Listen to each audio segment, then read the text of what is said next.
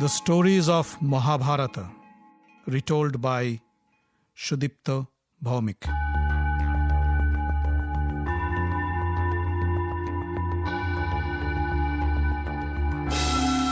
Welcome, dear friends, to another episode of The Stories of Mahabharata. In the last episode, we heard how the Sangsaptaks tried to draw away Arjun from Yudhishthir to help Drona keep his promise to Duryodhana. Arjun kills them mercilessly and also kills Bhagadatta and his giant elephant.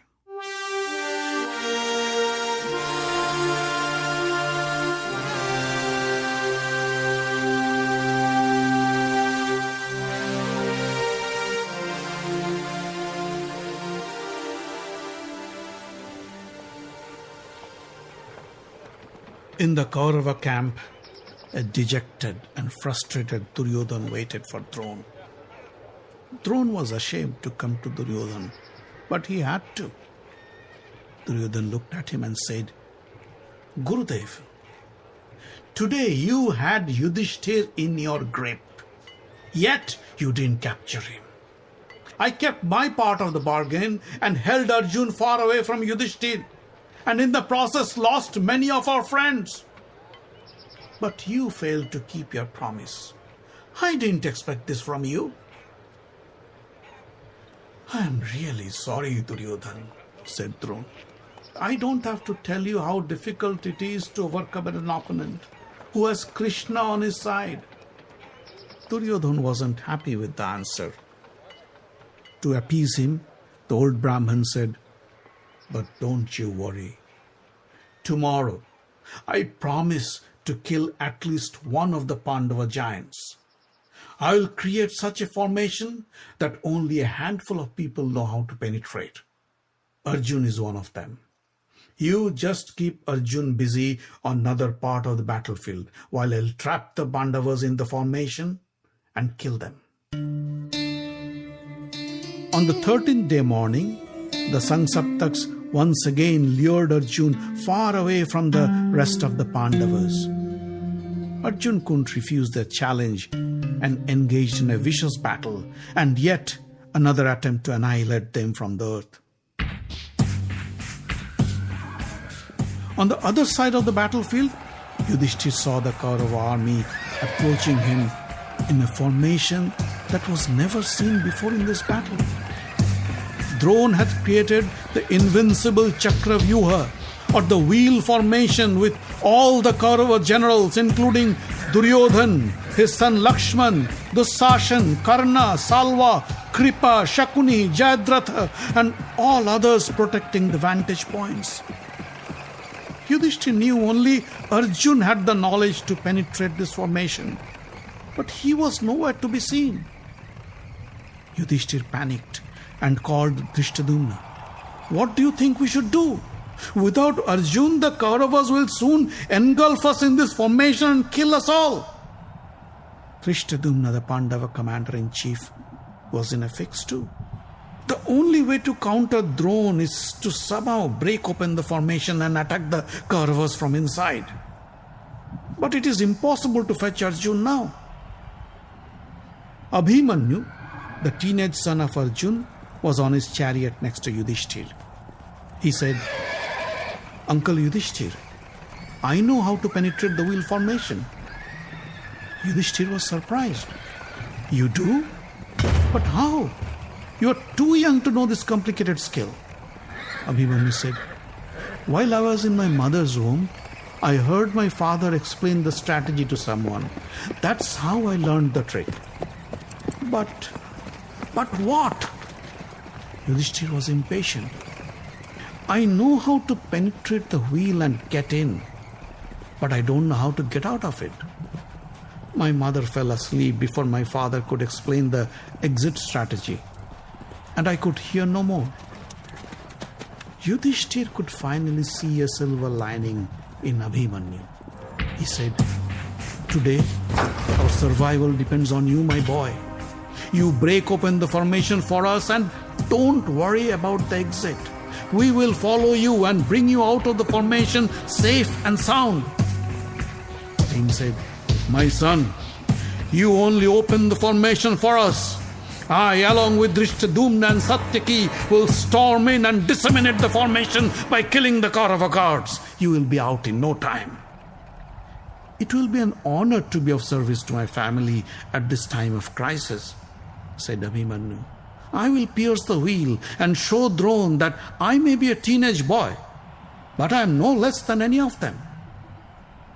Yudhishthir prayed for his success as Abhimanyu drove his chariot towards Drona's army. Abhimanyu's charioteer Sumitra wasn't too sure about this adventure. "Are you sure you want to do this?" he asked Abhimanyu. "Drona is an indomitable warrior and he won't show any mercy to you just because you are the son of his favorite student."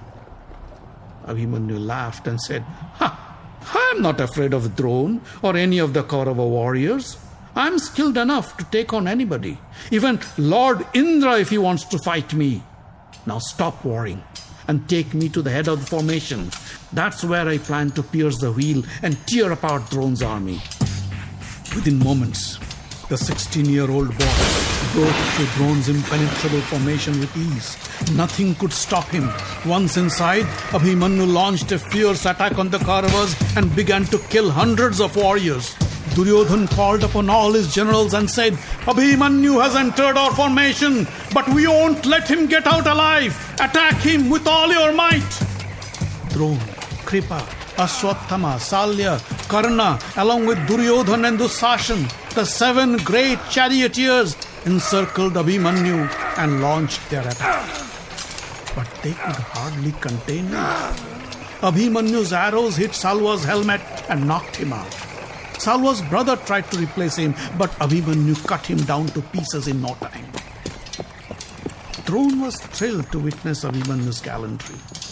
He called Kripa and said, Look how that young lad is fighting. I haven't seen such a skilled warrior before. I'm sure he'd soon surpass his father Arjun." Duryodhan was furious to hear these words. He looked at Dusashan and Karna and said, "Drona doesn't want to kill his favorite student's son. Don't wait for him. Let us finish off the boy as soon as possible." Dusashan said, "Leave Abhimanyu to me. I'll kill him." He stormed ahead to face Abhimanyu. Abhimanyu laughed at Dusashan and said, "Welcome, dear uncle. Today you will pay for your sins." He hurled a spear at Dusashan, and Dusashan dropped unconscious on the chariot floor. As Dusashan's charioteer turned around to take him to safety, Karna and his brothers stepped in to fight Abhimanyu. Abhimanyu's arrows soon decapitated Karna's brother and overwhelmed Karna, who had to turn away to save himself. While Abhimanyu was fighting the Kauravas inside, the rest of the Pandavas were struggling to enter the wheel. Just as Abhimanyu broke through the formation, Jayadrath closed the entrance behind him and stood guard along with his soldiers.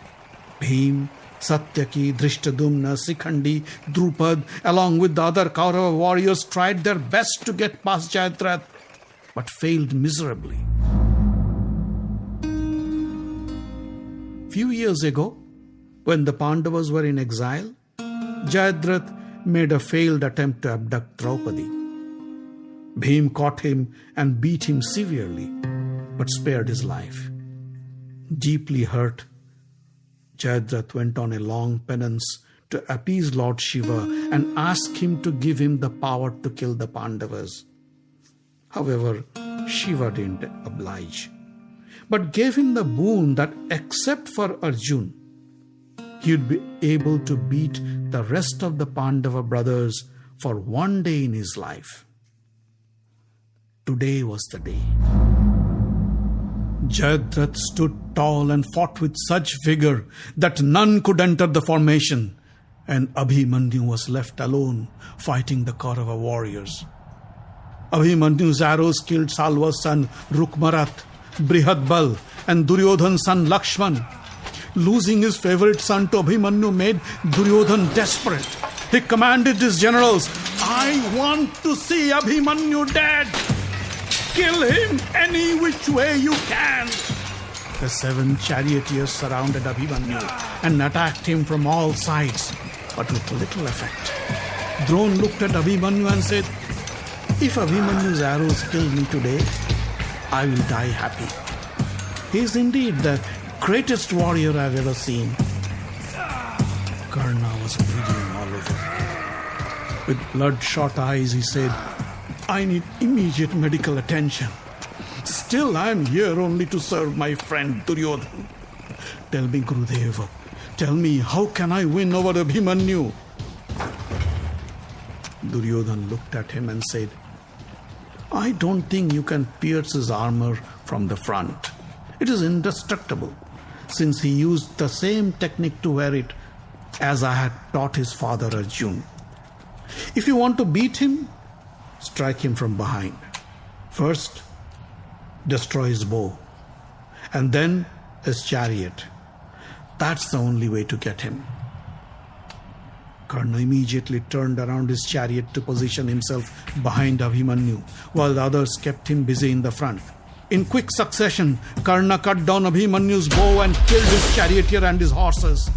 As the chariot came to a crashing halt, Abhimanyu jumped off with a machete and a shield in hand. Drone shot an arrow at Abhimanyu that sliced off the machete at the grip. Abhimanyu picked up a discus and ran towards the Sashan. Drone cut it down to pieces. Abhimanyu looked around and found a mace lying nearby. He picked it up and whirled it around his head and ran towards Duryodhan. Dusashan's son swung his chariot behind Abhimanyu and struck his head with his mace. The huge blow knocked him out, and the boy lay unconscious on the battlefield with blood gushing out from his cracked skull. The 7 charioteers circled him and struck him continuously with deadly weapons to make sure the boy is dead. Duryodhan let out a great cry of joy.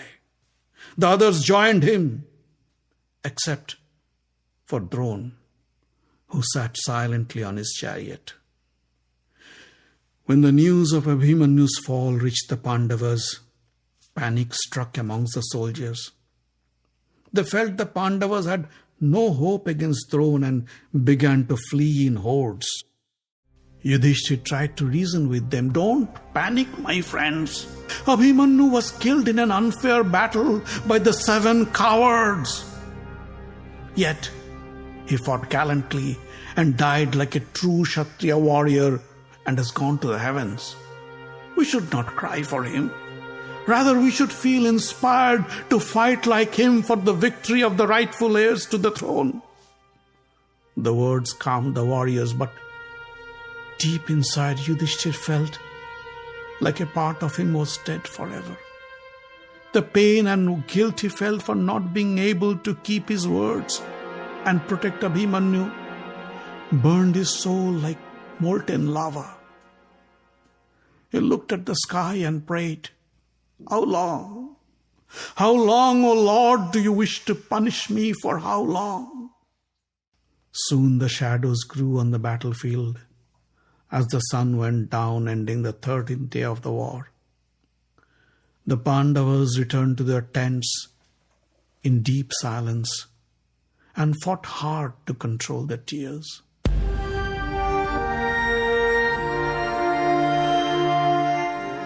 The Stories of Mahabharata is written, directed and told by Shripta Bhawmik.